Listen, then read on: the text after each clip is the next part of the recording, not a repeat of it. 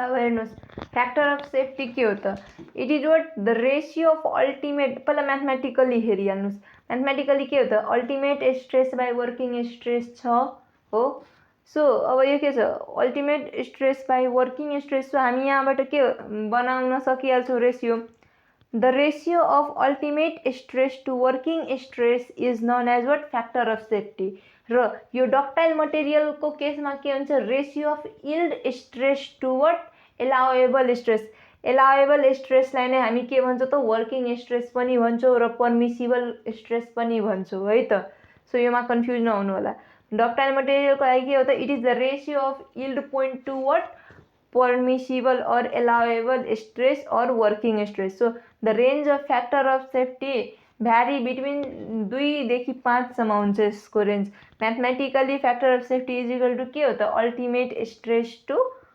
Working stress यति हो बुझ्नुपर्ने यो फ्याक्टर अफ सेफ्टी के हो त ratio of what ultimate stress to working stress है जसलाई हामी एलाउएबल स्ट्रेस पनि भन्छौँ पर्मिसिबल स्ट्रेस पनि भन्छौँ अनि त्यसपछि हाम्रो के भन्छ डक्टाइल मटेरियलको लागि के हुन्छ त यिल्ड पोइन्ट स्ट्रेस टु के हुन्छ यो yield point stress to allowable stress यति चाहिँ तपाईँहरूले बुझ्नुभयो होला बुझ्नुभएको छ भने do like and subscribe my YouTube channel हेर्नुहोस् permissible stress is equal to के छ formula stress by factor of safety र फ्याक्टर अफ सेफ्टीको फर्मुला के छ त ultimate stress by what our working stress है त ल अब आई होप तपाईँहरूले त्यही बुझ्नुभयो होला अब factor affecting factor of safety बुझौँ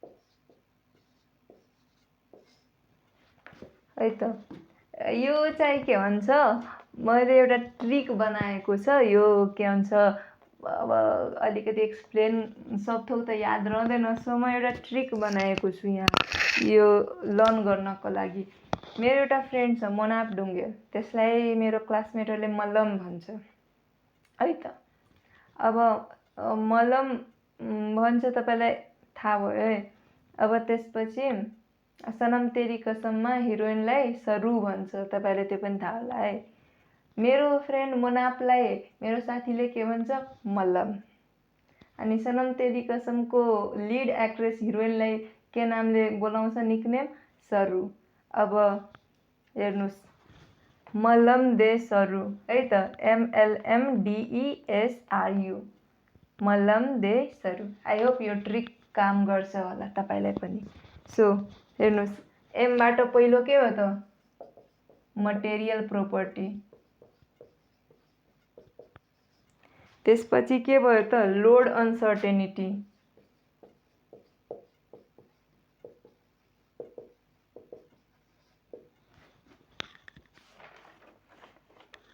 अनि त्यसपछि MANUFACTURING manufacturing tolerance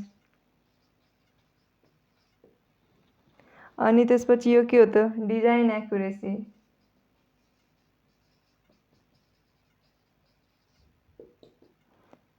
ENVIRONMENT environmental condition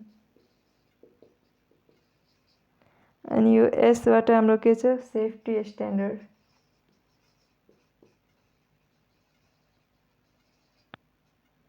अनि आरबाट रिडन्डेन्सी एन्ड रिलायबिलिटी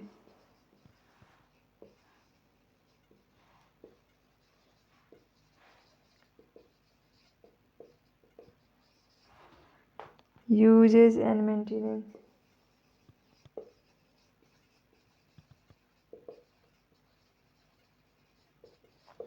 एकैछिन म चेक गरिरहेको छु मेरो भिडियो चलिरहेछ कि न, फेरि म बरबार आइहाल्छु र मेरो भिडियो रेकर्ड हुँदैन भने गाह्रो हुन्छ। ल ठिक छ, चलिरहेछ।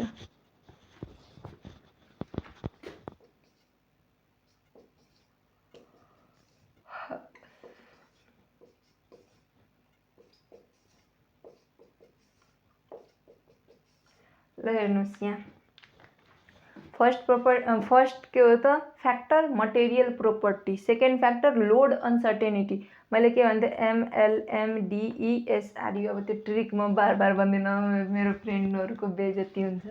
सो सबभन्दा पहिला के हो त material property. What is this material property? त्यसपछि लोड अनसर्टेनिटी, त्यसपछि के हो त म्यानुफ्याक्चरिङ टोलरेन्स, डिजाइन एक्युरेसी अनि environment condition, safety standard, redundancy and reliability, usage and maintenance. अब के हो त सबैजना आइज क्लोज गरेर मेमोराइज गर्नु त के हो त सबभन्दा पहिला के छ त MLMDESRU हो। एमबाट के हो त मटेरियल प्रोपर्टी, एलबाट के हो त लोड अनसर्टेनिटी, फेरि एम छ त्यो के हो त सोच्नुहोस् त एम मटेरियल प्रोपर्टी, एल के हो त हाम्रो, म थोरै पानी खाएर आउँदैछु, अति बोलियो, राति पनि धेरै भइसकेको छ।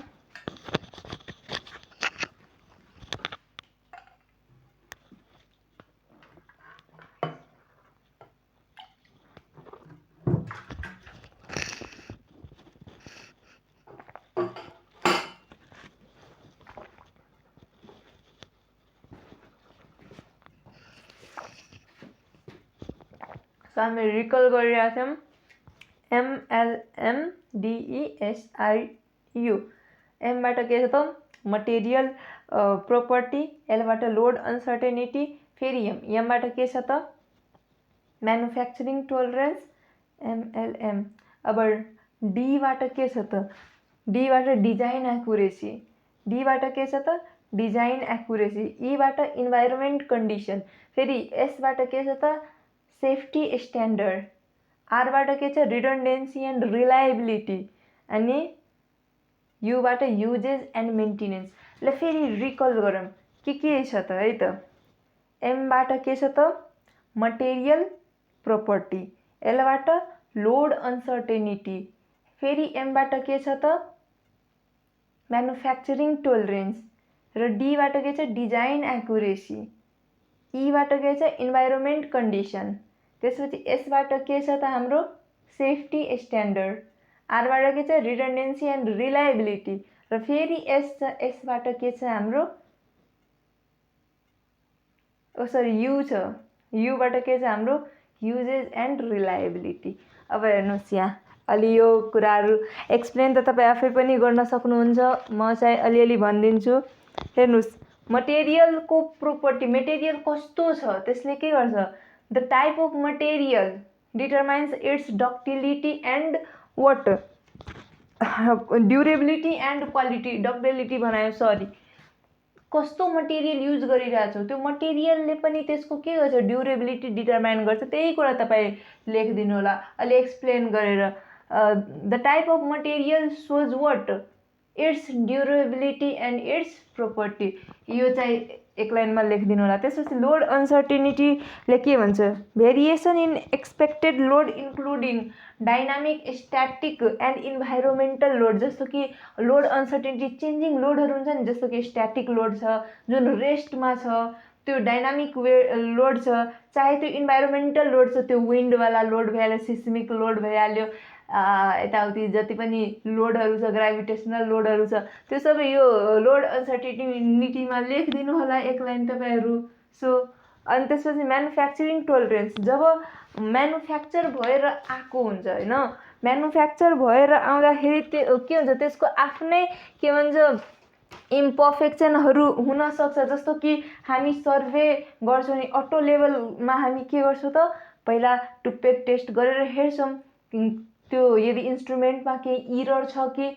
इन द सेम वे यहाँ पनि के हुन्छ, कुनै रड छ आइरन रड छ त्योमा कतै केही डिफेक्ट छ, म्यानुफ्याक्चरिङ टोलरेन्स, त्यस्ताहरूलाई हामी के भन्छ त म्यानुफ्याक्चरिङ टोलरेन्स भन्छौँ। योमा म धेरै एक्सप्लेन गरेँ, तपाईँ आफैले अब मिलाएर लेख्न सकिहाल्नुहुन्छ। यदि के भन्छ योमा ल्याङ्ग्वेजवाला चाहियो भने कमेन्ट गर्नु होला, के भन्छ एक एक लाइनवाला चाहिँ म हालिदिइहाल्छु फेरि त्यो भिडियो बनाएर। अहिले मलाई झ्याउ लागिसक्यो। अब ल डिजाइन एक्युरेसी, अब यो डिजाइन कतिको एक्युरेट छ है त, precision of design and it's assumption. अब डिजाइन एक्युरेसी कतिको प्रिसाइज छ है त, त्यो कुरा हाम्रो डिजाइन एक्युरेसीमा आउँछ। इन्भाइरोमेन्टल कन्डिसन, कहिले घाम कहिले पानी, त्यसले के हुन्छ कन्ट्र्याक्सन एन्ड यो कन्ट्र्याक्ट गर्छ, एक्सप्यान्ड गर्छ, त्यो कुराले गर्दा जुन के भन्छ ड्युरेबिलिटीमा असर पर्छ, त्यही कुरा के हो त इन्भाइरोमेन्टल कन्डिसन हो।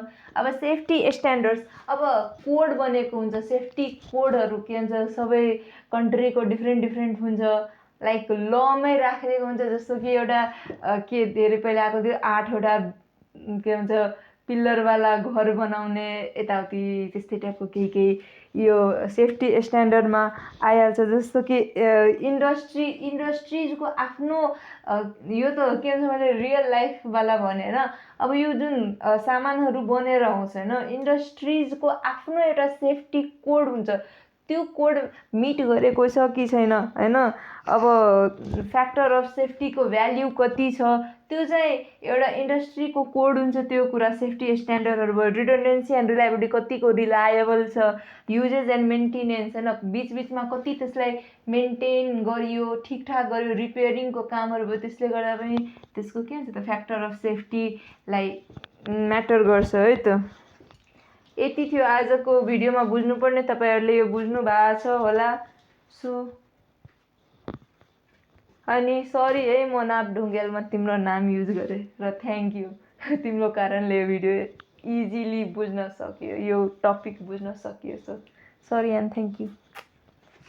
आई होप तपाईँहरूले के भन्छ बुझ्नु भएको छ भने do like share and subscribe my YouTube channel, र कमेन्ट गरिदिनु होला बुझ्नुहुन्छ कि हुँदैन। मलाई यही थाहा हुँदैन कि म भिडियो बनाइ त रहेको छु, मान्छेले हेरि पनि रहेछ, तर भन्दैन भिडियो कस्तो लागिरहेछ। मलाई पनि अलिकति खुसी लागोस् न यार, बुझेको छ कि छैन, बुझ्नु हुँदैन त्यो पनि कमेन्ट गरिदिनु, बुझ्नु हुँदैन। एटलिस्ट मलाई यो त थाहा हुन्छ कि कसैले हेऱ्यो, नोटिस गर्यो।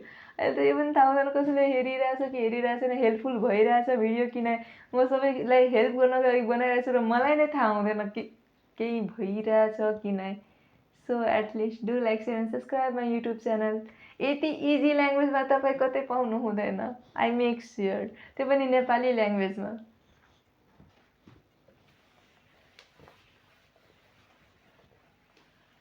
Okay, thank you, bye by.